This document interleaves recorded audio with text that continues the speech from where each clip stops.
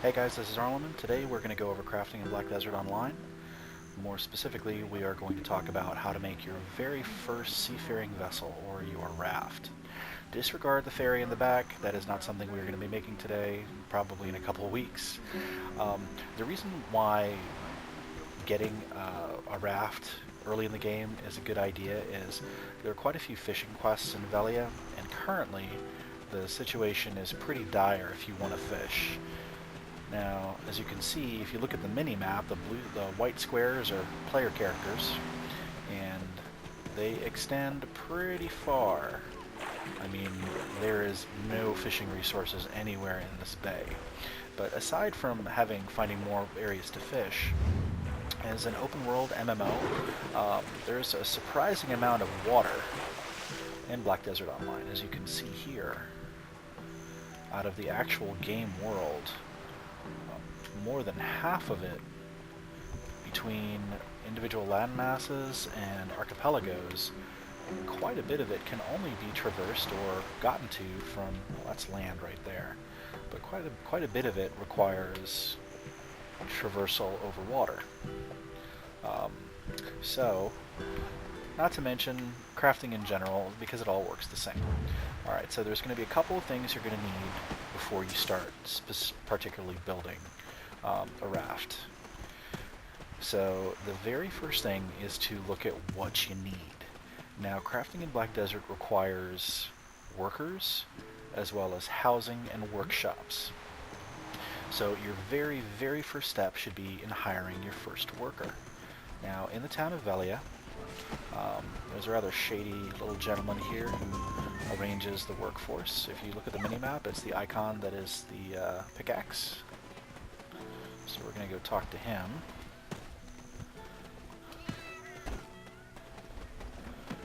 Alright. So this is Mr. Santomanzi.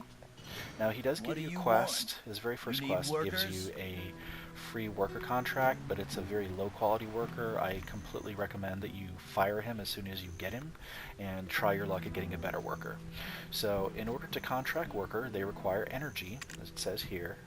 Well, I don't have additional lodging, so because I have multiple workers, but the very first time you hire a worker, you do not need any additional lodging, although a minimum of one worker is required to do this, but it is recommended that you have two, preferably three. If you want to have more than one worker, you're going to have to get lodging for the workers. So a lot of this is going to be via the world map, so let's get to it. So in the town of Velia, you see these are multiple houses. Each house has a cost. This one requires 5 contribution points, as well as multiple functions. You can use this for storage. As you see, the multiple levels of storage gives you more space. You can use this to build wagons, furniture, you can use it for a residence. Although those actions are specific to that specific house. If you go over here, oh look, now we have a carpentry workshop, or a furniture workshop, or a residence. So I have multiple workers in here, so I've actually gotten 2 houses with lodging. Now, in order to, may as well go ahead and level that up so I can hire another worker. It's going to take 10 minutes for that to upgrade. So if you plan on doing any serious crafting, you need a decent workforce. So this will allow me to hire 2 more workers, so I will be able to have a total of 3. Of course, until the lodging is ready, the workforce NPC isn't going to let you hire any. But bypassing that, now that we have lodging being prepared for our workers, we know where to hire our workers, the next step is to find the building that allows us to craft the object that we want. So we want to take a look at some of the houses that are close to the water. So I've gone ahead and already purchased one, a shipyard. Now once you purchase a house, okay, this actually cost me a total of 5 contribution points to buy the entire thing. A lot of particularly advanced shops, for example, as you can see, this is a top floor of a building, and you can't just buy the top floor, you actually have to buy both of them. So it is a pretty good investment as far as your contribution points. But once you have it purchased, just be aware that when you actually convert the residence to a shipyard, it takes approximately 3 hours. So don't think that this process is going to be something that you can do in a couple of minutes. So once you have a shipyard, it gives you access to the license to own a ferry or the license to own a raft. Okay, I already have this purchased, so we're going to look at crafting.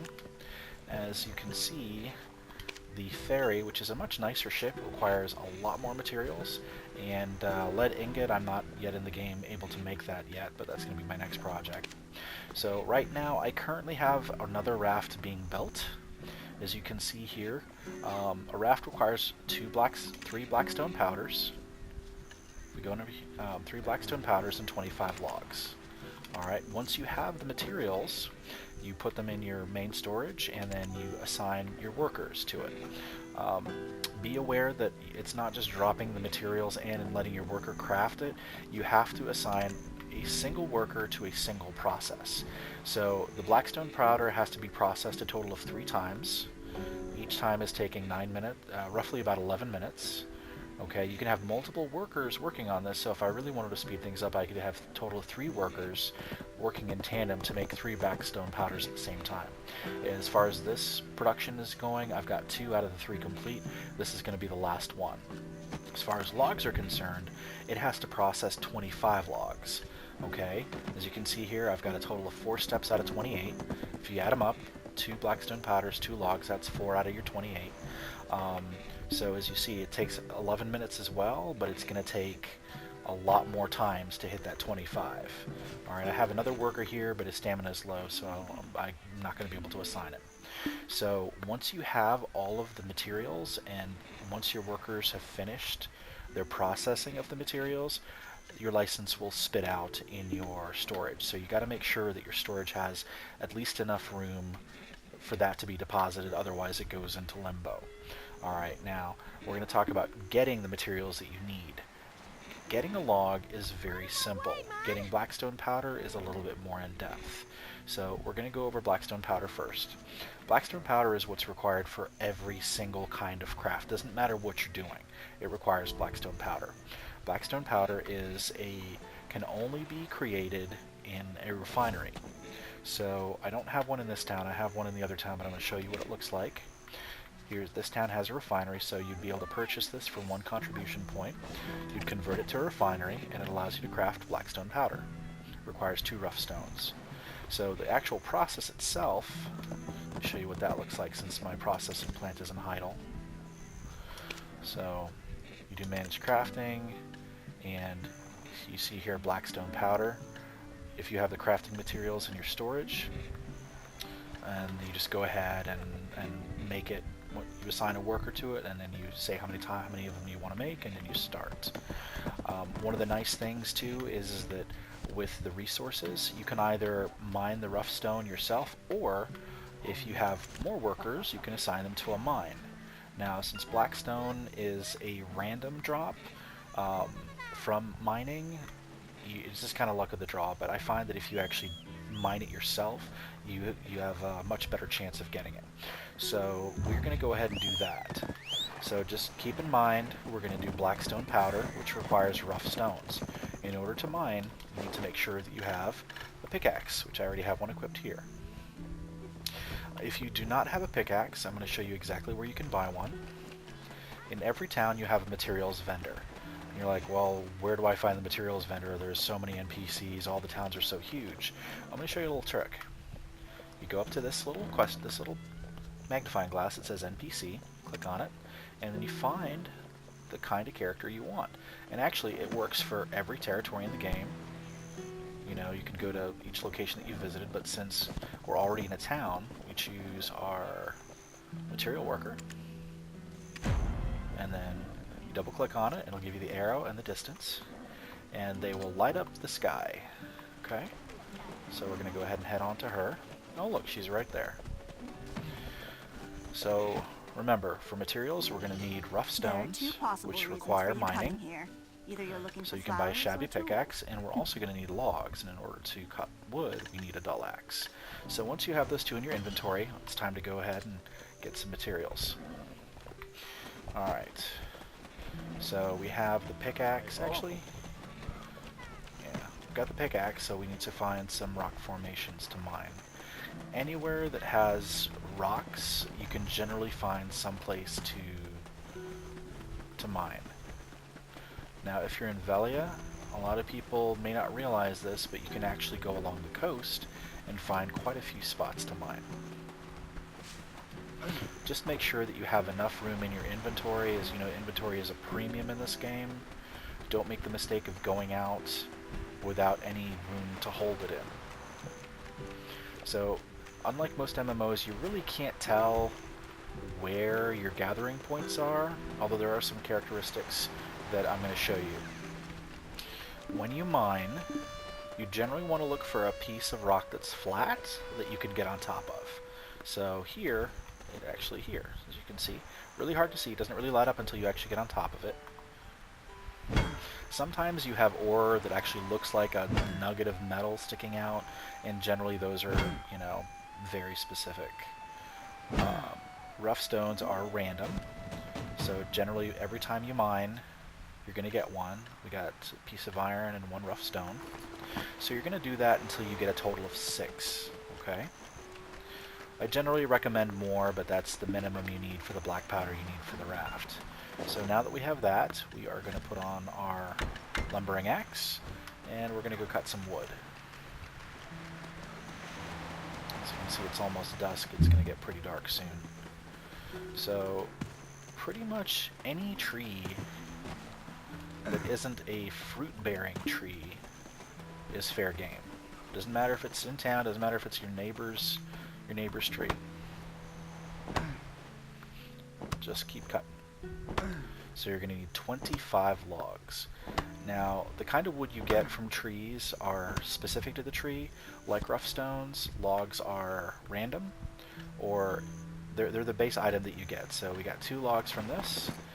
We actually need a total of 25. I already have that many in my storage, so I'm just kind of illustrating to you what you need to do. So run back to our storage, which is right by the wharf. And also remember that storage areas are not shared. So if you're crafting in a specific town, your materials have to go in the storage of that town. So as you see here, I already have blackstone powder, and I already have logs. Okay? So, but as you can see, my inventory is getting kind of full.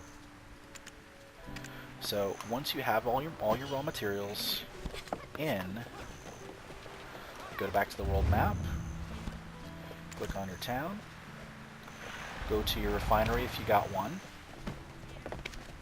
Well, you're going to need a refinery. Go ahead and create your blackstone powder. You're going to need a total of 3. And your 25 logs don't need to be further processed. Once you have the blackstone powder, as well as your logs, you just go to crafting, and you assign your workers to process both the logs and the blackstone powder. And once everything is done, once your raft has gone through its whole 28 steps, it will spit out this license in your storage. Now, once it works similar to when you get your first mount, is that you register it with the wharf master. Likewise, when you return to shore, you have to re-register it if you want it to be in storage, otherwise it just kind of hangs out. Alright, so this is going to be Croy, and he'll actually give you a quest to build a raft, although I don't remember what the prerequisites were for it. It was directly related to the fishing quest line, but you do not need to do his quest in order to have a raft. So you're going to go to Wharf, you're going to click on Register Ship, and your little ferry license will show up here. You right-click on it, and it will register your ship. So this is kind of what it's going to look like, just like the mount menu. So you click on it, you can change the name, you can sell it if you want on the auction house. Alright, so we're going to go ahead and take her out. And as you see, There's my Titanic. You're going to board her just like you would any regular mount, and you're going to get off of it like any regular mount. The cool thing is that you can store things on it. As you see, you can hold 180. You can use items with it, but there's not really any items. It's just some mount information. I'm assuming that the mount can actually level up like your horses do. You can put different parts of costumes, and it looks like you've got some kind of fishing attachments there. Alright, so without any further ado, I'm going to go for an evening row.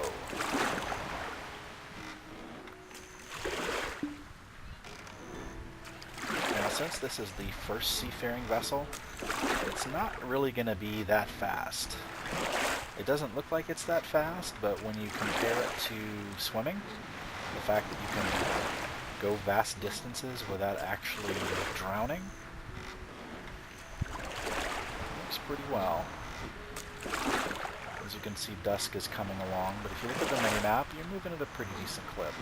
It's nowhere near as fast as overground as a horse, but as you build better and better ships, your speed will also get better. Okay, looks like my second raft is being completed.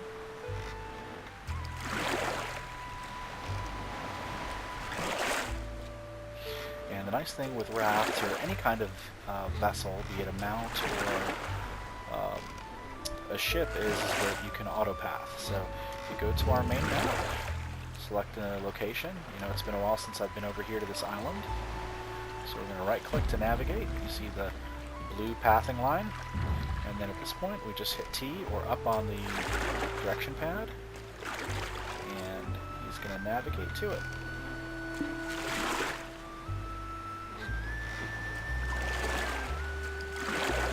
Of course, as you notice, turning takes a lot more effort, so probably not a good idea if you're hurting for time.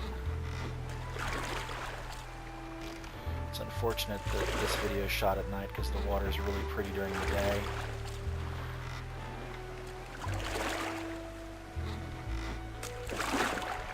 And there you have it. So I hope you found the video informative. If there are any other topics of the game that you guys would like to have tutorials on, please leave a message in the comments and I will try to make it happen. Until then,